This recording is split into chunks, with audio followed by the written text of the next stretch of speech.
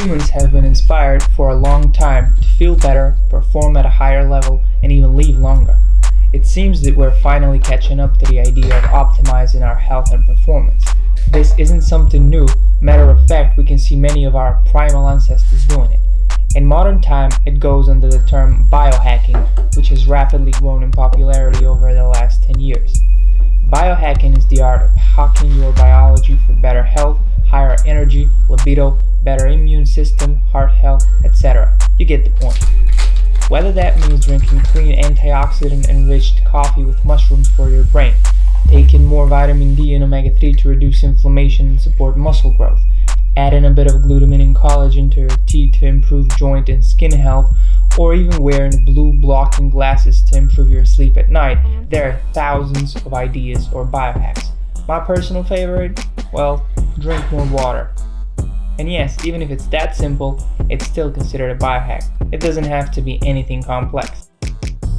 Hello my friends, today we're going to talk about the SuperHuman. It's a biohacking book written by Dave Asprey, and I'm going to share my top 8 tips or hacks or get outs from this book. So it's, as I said, in the biohacking genre, sort of, so it's mainly about health and performance optimization. If you're on your health or performance improvement type of journey, anything related to sort of nutrition and even biohacking, sort of saunas and cold showers, this book has it. It has a lot of information, it has a lot of data in it, it has great things for starters. It's not completely beginner proof, so there are going to be some things that you're going to stumble upon left and right, but in general it's amazing book. It definitely broadened my horizons, improved my perspective on how I look at things. I definitely learned new alternatives to optimize my performance, and very excited to share the top few tips that I got from it. Today we're going to go over my top 8 tips. Now these may not necessarily be tips. Some of them are hacks, some of them are sort of theories, but I feel that they are important to understand if you are on this journey. So also another thing to know, these are my insights, and it's not necessarily direct quotations from the book. These are just some of my insights and understanding, and I didn't choose to present it chapter by chapter, but actually pull out the top things that stood out to me and that I will practically apply to my life. Ready? Let's go. The first thing is the importance of mitochondria.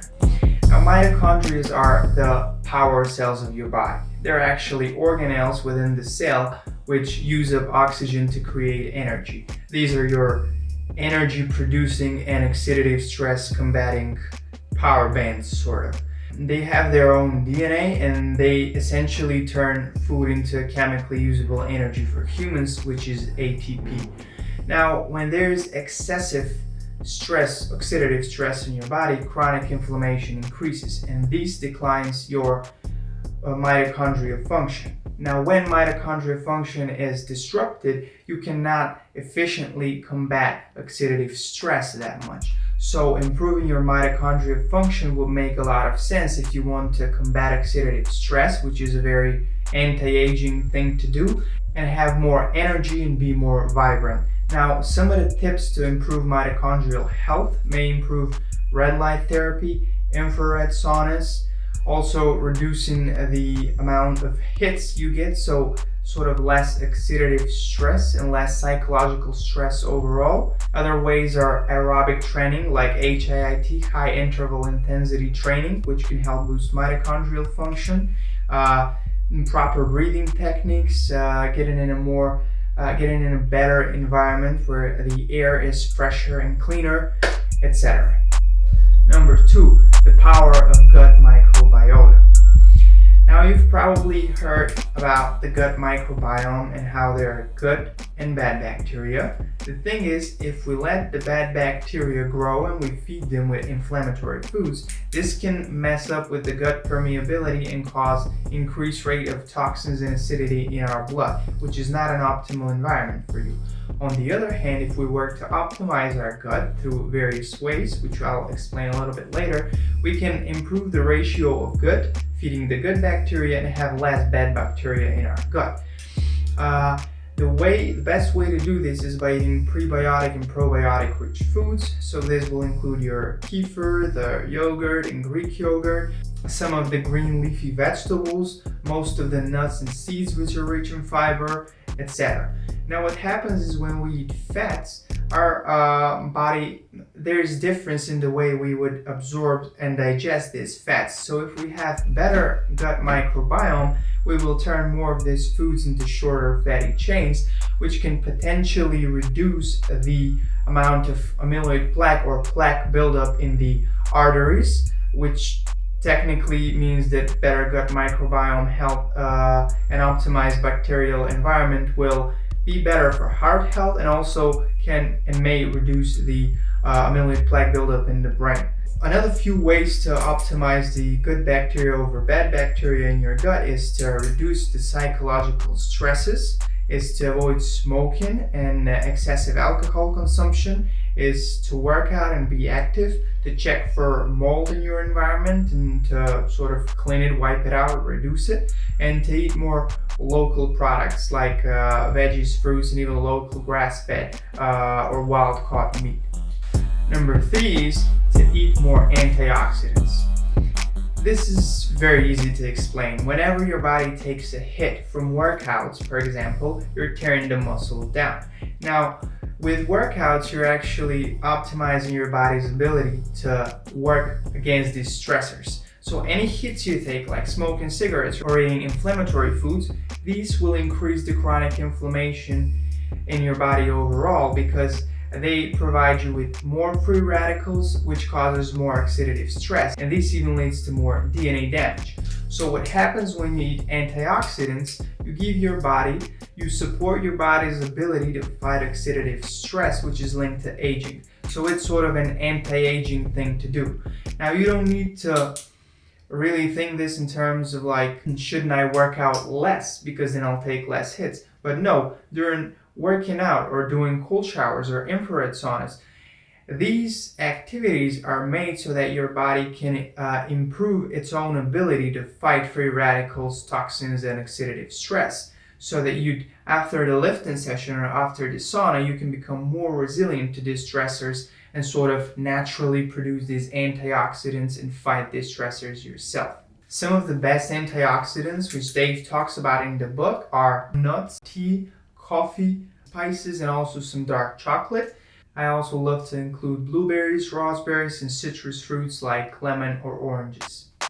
Number 4, intermittent fasting induces autophagy. If you've never heard of this term, basically autophagy is a self-preservation mechanism by which the body eats itself up. Now this might sound scary, but it's actually a very good way of removing dysfunctional cells from the body. The best budget or cheap option for you to induce autophagy is to actually perform some form of intermittent fasting.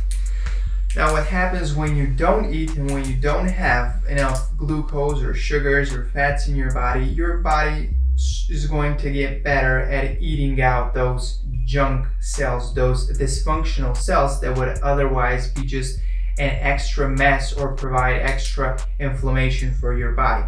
By doing so, you can start to improve the weight loss effects, not just because you're pushing out the junk cells, but also because this is a way of recycling itself and cleaning the damage out. Some form of fasting which induce autophagy, and also another thing is coffee can induce autophagy too. Autophagy can lead to numerous health benefits, like improving in alertness and neuroprotection in the first stages, then even lead to weight loss and fat loss, then even into maybe improving insulin sensitivity, which reduces the risk of insulin resistance, diabetes, and obesity, and all those stuff. And eventually some forms of fasting will lead to longevity and have potent anti-aging effects. Also, if you want to check out, I have 2 very good articles on both of this, intermittent fasting and autophagy. It talks about the different mechanisms, the different ways to do intermittent fasting, and what stage of the fasting is autophagy induced, and what are the potential benefits that come with it, etc. You can go and check it out. I'll leave a link down in the description below. Thank you. Number 5, slowing the rates of telomere shortening for longevity. As we age, as more hits we take, as more oxidative stress and inflammation that comes, the faster the telomeres are shortening. So you can imagine a younger person would have relatively longer telomeres than an older person, and shorter telomeres or faster rate of telomere shortening will result in poor recovery, which is logical since older people recover way slower than younger people, right? Now it seems like there are different ways to optimize this or to sort of slow the rate at which telomeres shorten, which can be potentially a good tool for longevity and anti-aging. Now, two main things popped out here, and first is that fitness, lifting weights or aerobic exercises really does help to preserve your muscle and your aerobic power, which may eventually slower the rate at which telomeres shorten, helping with longevity. This is something we know, but in the book there's also a study which proves how sedentary folks had higher, I think either shorter telomeres or higher rate of telomere shortening, which is bad for anti-aging. On the other hand, there's also a pretty powerful compound known as TA65, which can help improve telomerase, an enzyme which maintains the length of telomeres. This is highly concentrated in a famous Ayurvedic herb I've also heard of as astragalus, which is also shown to promote longevity and have anti-aging effects. Number 6, the potential negative effects of gluten. Now, the main bullet point of this book in terms of gluten and wheats is that it's worth it to take a gluten tolerance test. Some people are tolerant to gluten and some people aren't. So someone will tolerate gluten better than someone else, but it is worth to take time off carbohydrates or specifically wheats and gluten, or to take intolerance tests so you actually understand how your body responds to gluten. This is best done by taking a test, but you can also go on a higher fat and lower carb diet where you also don't eat gluten foods and for a longer period of time, like a month to 3 months, so you see how your body feels. For me personally, I feel that when I eat a lot of gluten, I'm a bit more slow and lethargic, and I can't really get out of bed earlier, and I'm a little bit more tired and fatigued. It doesn't do a lot of problems, but I sort of feel that little change when I switch to a different diet. What happens in people with celiac disease, when they eat gluten, they get chronic inflammation in the gut. Now what happens with this is there's increased secretion of zonulin, which then messes up with your gut permeability, which lets other toxins to flood in the blood, and which just makes for more stress and inflamed and acidic environment, which is bad for you. Gluten could also cause distress, stomach pain, and even in some people mess with their thyroid hormone or the absorption of vitamin D. Number 7, the importance of healthy fats. Now I really like this one because I myself am trying a more high fat and lower carb diet. I've completely excluded some processed and refined sugars for this 4 months trial, sort of just to see how I'll feel, and I already notice a difference in my mental clarity and energy. I have reduced my carbs a little bit, completely excluded refined carbohydrates and sugars, and have upped my intake of healthy fats. So why are healthy fats essential? Because they basically build up your some of your organs, like the brain has a lot of fats in it. They're essential for reproductive health, for hormone production. They're essential for cardiovascular health. They are essential for you having strong bones and teeth and muscles, etc. You've probably heard of the fat-soluble vitamins. These are your vitamin E, vitamin D, vitamin E, vitamin K. These also help vision, immunity, skin health, cardiovascular health, muscle growth, recovery and development, etc. Many different stuff. Now the thing is, when you eat trans fats, a lot of processed, refined, too saturated fats, this might cause inflammation and again reduce your body's ability to recover, cause even more oxidative stress. On the other hand, if you increase your uptake of healthy fats like avocado or olive oil, flax seeds or flaxseed oil, these are your omega-3 rich kind of fats which actually act anti-inflammatory and help support many functions in your body. Number 8, collagen and bone broth can save your joints and skin. Yep, so we've all heard of collagen, although there are two types. One is better for sort of connective tissue / joints. The other one is specifically better for skin and gut health. There's no shortage of studies which link collagen consumption to better gut health and even reduce pain in the joints, improve hydration of the skin, etc. You've probably heard around gelatin or bone broth as similarly used as collagen, because all of those have different benefits related to anti-aging, skin health, immunity, digestion, gut health, etc. Now, there was an interesting story in the book.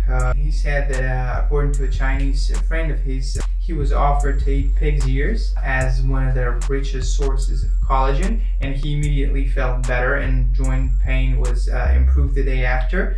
There's also a story of a Tibetan woman offering him a yak butter tea, and this sort of yak butter type of combo is what where the bulletproof coffee really originated from, and we now know that people drink collagen with bulletproof coffee and that it helps to lubricate the joints and helps with gut health and many of those other things. Vitamin C is also very important in terms of collagen absorption, and it is said that the combination of vitamin C and collagen can help our skin stay healthy and hydrated, which can reduce wrinkles, which is the top anti-aging tool if you ask me, but it can also boost cartilage density and reduce joint pain too.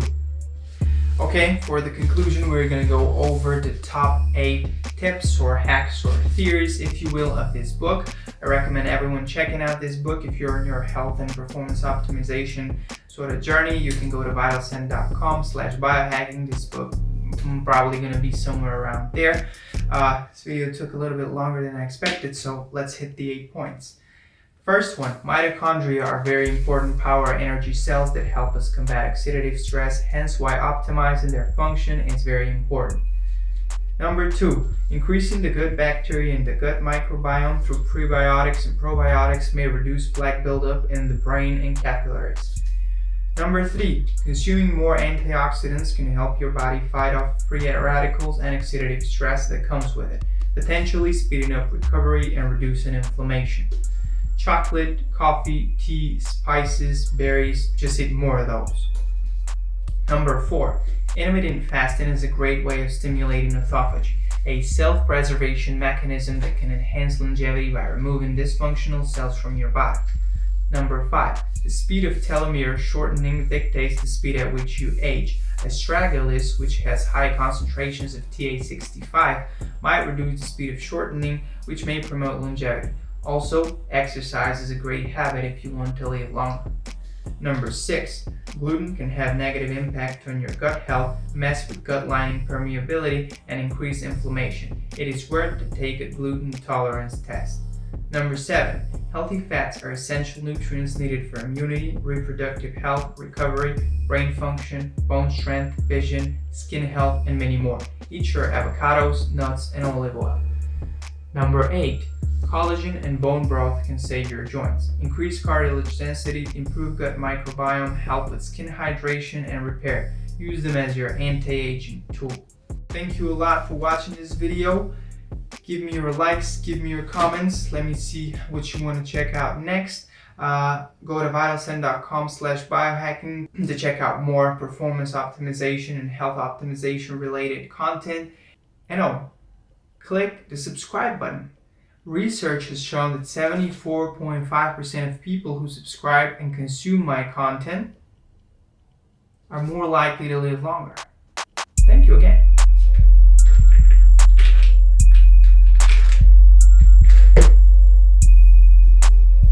Look at that. That's a good omega-3. This is EPA and DHA type of omega-3s. Look at how good that looks. Look at how humongous that is. Get you healthy.